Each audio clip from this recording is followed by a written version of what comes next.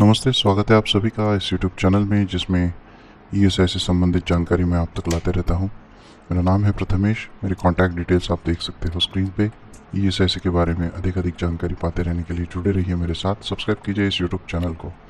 अब शुरू करते हैं आज के इस वीडियो से, जिसमें हम देखेंगे कि ईएसआई और पीएमजे, जिसे प्रधानमंत्री जन आरोग्य योजना कहा जाता है, इसके बीच में मेडिकल ट्रीटमेंट के लिए जो टाइप हुआ है उसके बारे में हम जानकारी लेंगे। इसमें हम ये भी समझेंगे कि ईएसआई अधिनियम के तहत ईएसआई के ऊपर क्या क्या जिम्मेदारियां हैं, चिकित्सा सुविधाएं उपलब्ध करवाने की, टाइप अरेंजमेंट की जरूरत क्या है, प्रधानमंत्री जन आरोग्य योजना क्या है, नेशनल हेल्थ अथॉरिटी या एनएचए जिसे बोला जाता है वो क्या है, और आयुष्मान भारत क्या है, ये टाइप किस तरह से काम करेगा, इसको भी हम समझेंगे। और फिलहाल इस फेज में इस तरह टाइप अरेंजमेंट के तहत कहाँ कहाँ हम इलाज ले सकते हैं, ये भी हम इसमें समझने की कोशिश करेंगे। तो शुरू करते हैं। जैसे आपको पता ही होगा कि ईएसआई अधिनियम के तहत धारा 46, धारा 56 और धारा 57 के तहत बाकी भी कुछ धाराएं हैं जिसके अंदर ईएसआई की जो बीमित व्यक्ति है उसे और उसके परिवार को चिकित्सा सुविधाएं उपलब्ध करवाने की जिम्मेदारी ईएसआई लेती है। यह जिम्मेदारी जिस दिन कर्मचारी अपने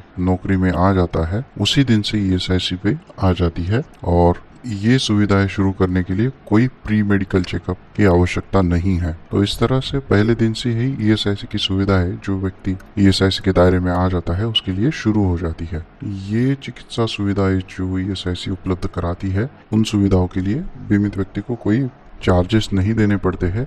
ईएसआई के डिस्पेंसरीज और ईएसआई के अस्पतालों के जरिए ये सुविधाएं उपलब्ध कराई दी जाती है। और कुछ अति विशिष्ट सेवाएं जिसे हम बोलते हैं सुपर स्पेशलिटी ट्रीटमेंट, उनके लिए जरूर कुछ शर्तें ईएसआई ने रखी है। जैसे कम से कम 6 माह की नौकरी बीमित व्यक्ति ने पूरी की हुई होना आवश्यक है अगर वो खुद के लिए अति विशिष्ट सेवाएं लेना चाहता हो। अगर ईएसआई के खुद के अस्पतालों में किसी भी तरह की चिकित्सा सुविधा उपलब्ध नहीं है तो उस सुविधा के लिए ईएसआई उसे किसी टाइप हॉस्पिटल में भेजती है, रेफर करती है।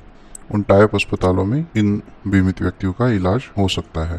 तो अब हम देखते हैं कि ये एग्जिस्टिंग सिस्टम जो है इसको जरूरत क्या पड़ी कि और ज्यादा टाइप करे। पीएमजे जैसे जो एक नेशन वाइड प्रोग्राम है उसके साथ जुड़ने का फायदा क्या या जरूरत क्या है।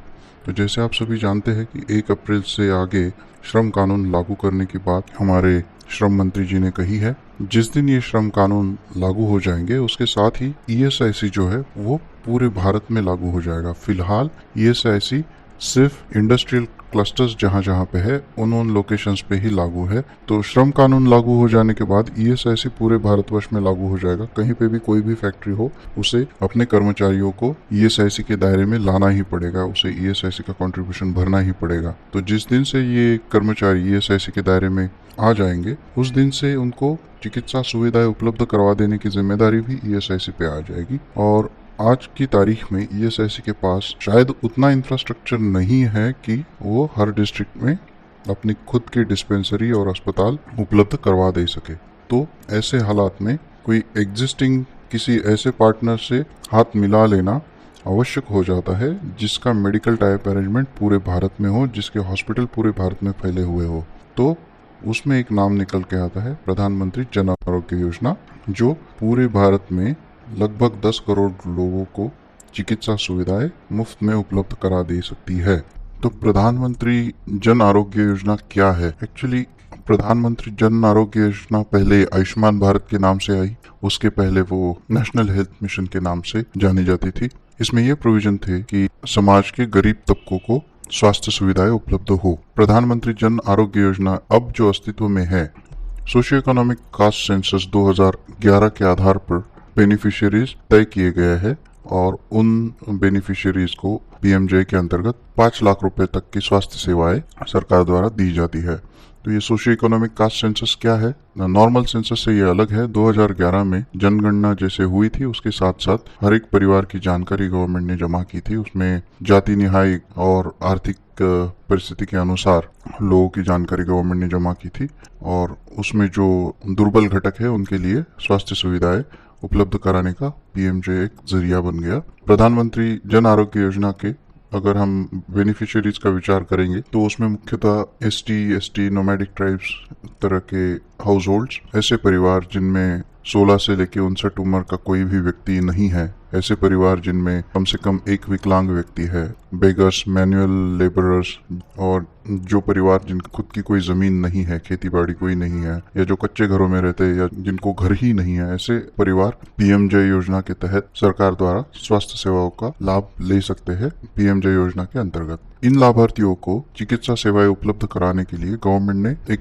एजेंसी बनाई जिसका नाम है national health authority. National health authority को एक अधिकार दिए गए कि प्रधानमंत्री जन आरोग्य योजना को वो इम्प्लीमेंट करेंगे। पीएमजे योजना में जो तय किए गए हैं उन लाभार्थियों का डाटाबेस मेंटेन करेंगे, उनको आइडेंटिफाई करने की प्रक्रिया एस्टेब्लिश करेंगे, उससे रिलेटेड सॉफ्टवेयर डेवलप करेंगे, उससे रिलेटेड पॉकेट्स आइडेंटिफाई करेंगे और वहां पे जो स्वास्थ्य सेवाएं है वो उपलब्ध करवाने के लिए कुछ ना कुछ जरिया निर्माण करेंगे। तो नेशनल हेल्थ अथॉरिटी ने पूरे भारतवर्ष में टाइप अरेंजमेंट करके निजी और सरकारी दवाखानों से टाइप करके एक योजना या एक स्कीम चला के रखी है जिसमें सरकारी और निजी अस्पताल आते हैं और वहाँ पे जो ये लाभार्थी है उनको free of cost health services 5 lakh रुपए तक के खर्चे तक की मिल जाती है। तो इस नेटवर्क का फायदा उठाते हुए इन्हीं अस्पतालों से जो पीएमजे के लाभार्थियों को हित लाभ पहुंचा रही है, सेवाएं दे रहे हैं, उन्हीं अस्पतालों में ईएसआईसी के भी लाभार्थियों को सेवा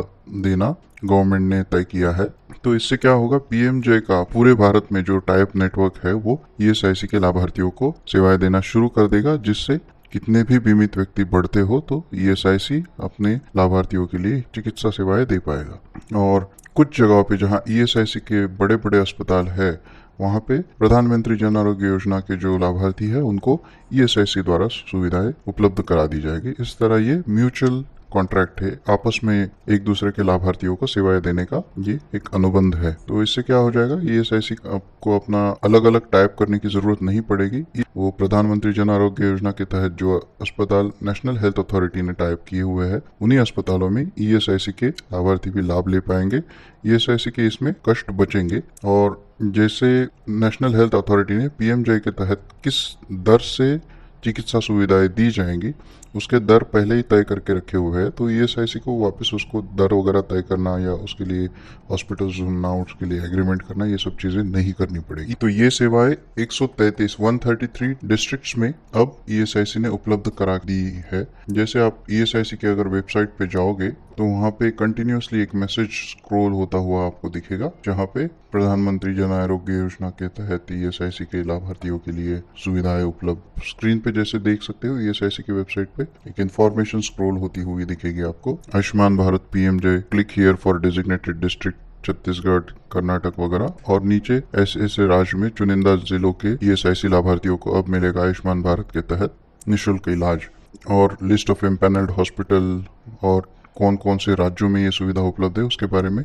एक स्ट्रिप स्क्रॉल होती हुई आपको दिख सकती है। वहां पे अगर आप क्लिक करोगे तो जिस राज्य पे आप क्लिक करोगे उस राज्य में कौन कौन से जिले हैं जहाँ पे निःशुल्क उपचार उपलब्ध हो पाएगा उनकी लिस्ट आप देख सकते हो। साथ ही में अगर अस्पतालों की लिस्ट आपको देखनी है तो वहाँ पे लिस्ट ऑफ एम्पैनल्ड हॉस्पिटल की एक लिंक भी आती है। वहाँ पे अगर आप क्लिक करोगे तो ये सीधा जाता है प्रधानमंत्री जन आरोग्य योजना के वेबसाइट पे, और ये जो अस्पताल है उसके लिए आपको स्टेट और डिस्ट्रिक्ट सिलेक्ट करना पड़ेगा। तो जैसे हमारा कर्नाटक हम सिलेक्ट करेंगे और उसमें कोडगु डिस्ट्रिक्ट अगर सिलेक्ट करेंगे तो उस डिस्ट्रिक्ट में कौन कौन से अस्पताल ईएसआईसी के लाभार्थियों को पीएमजे के अंतर्गत उपलब्ध है उसकी लिस्ट आपको स्क्रीन पे दिखती है, उनके मोबाइल नंबर भी दिखते हैं, और आपको इसी वेबसाइट पे पीएमजे के अंतर्गत अपनी खुद की एलिजिबिलिटी भी पता चल जाएगी। तो बहुत सारे लोग ईएसआईसी में जो है वो पीएमजे के तहत शायद हित लाभ ना ले पाए, या उनको जो इलाज की आवश्यकता है वो 5 लाख के ऊपर खर्चे का इलाज हो, तो उन लोगों के लिए ये ईएसआईसी के जरिए जाना ही ठीक है। ईएसआईसी के जरिए कोई लिमिट्स खर्चे के ऊपर नहीं दी हुई। तो इस तरह ये वेबसाइट भारत सरकार की है जहाँ पे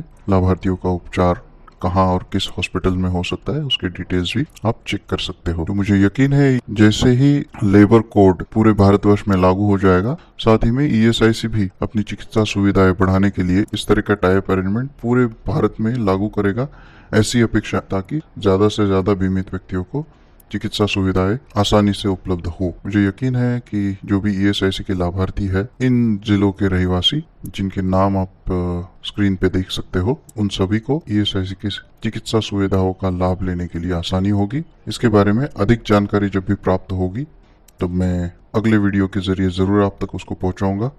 तब तक जुड़े रहिए मेरे साथ, सब्सक्राइब कीजिए मेरे इस यूट्यूब चैनल को। आप सभी का बहुत बहुत शुक्रिया।